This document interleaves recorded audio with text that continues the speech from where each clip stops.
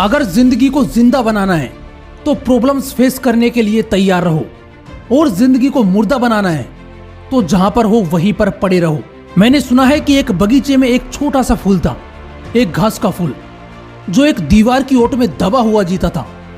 कई तूफान आते लेकिन उसका कुछ नहीं बिगाड़ पाते, क्योंकि वो ईंटों से बनी एक मजबूत दीवार की आड़ में था। बरसात आती लेकिन वो भी उसे जमीन पर नहीं गिरा पाती, क्योंकि वो घास का फूल पहले से ही जमीन पर था। उसके पास ही में फूलों का एक बगीचा था। एक दिन उस घास के फूल ने भगवान से प्रार्थना की कि कब तक मैं घास का फूल बना रहूंगा। अगर आपकी थोड़ी सी भी कृपा मुझ पर है तो मुझे गुलाब का फूल बना दो। भगवान ने उसे बहुत समझाया कि तू रहने दे, तू इस झंझट में मत पड़।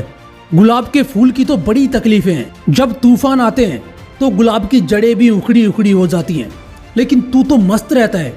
जब गुलाब का फूल खिलता है तो वो ठीक से खिल भी नहीं पाता कि कोई ना कोई उसे तोड़ लेता है, लेकिन तू तो सुरक्षित रहता है।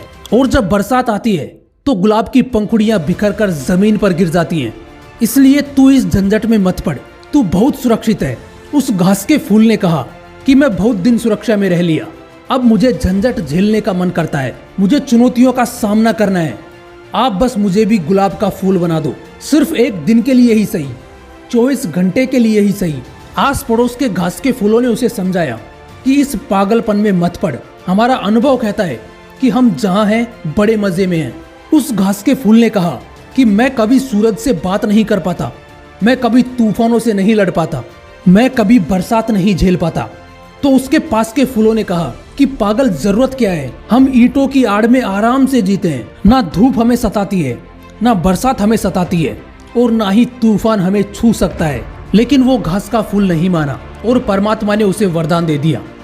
अगली ही सुबह वो एक गुलाब के फूल में बदल गया, और सुबह से ही उसकी मुसीबतें शुरू हो गई। जोर की आंधियां चलने लगी, जड़ें उखड़ने लगी, नीचे जमीन पर पड़े उसकी जाति के फूल कहने लगे, देखा पागल, हमने पहले ही बोला था, अब पड़ गया ना मुसीबत में।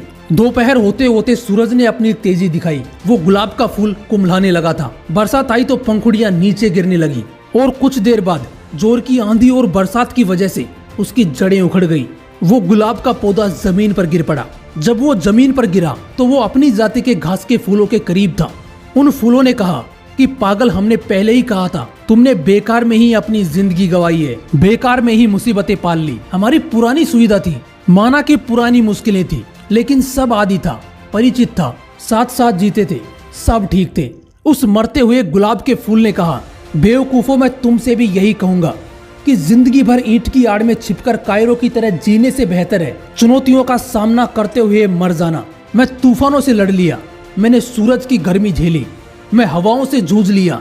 मैं ऐसे ही नहीं मर रहा हूँ, मैं जिंदगी को जीकर मर रहा हूँ, और तुम मरे हुए जिंदगी जी रहे हो। दोस्तों, ये कहानी भले ही काल्पनिक है, लेकिन ये बात सच है कि अगर जिंदगी को जिंदा बनाना है तो चुनौतियों का सामना करना ही पड़ेगा। जय हिंद, वंदे मातरम।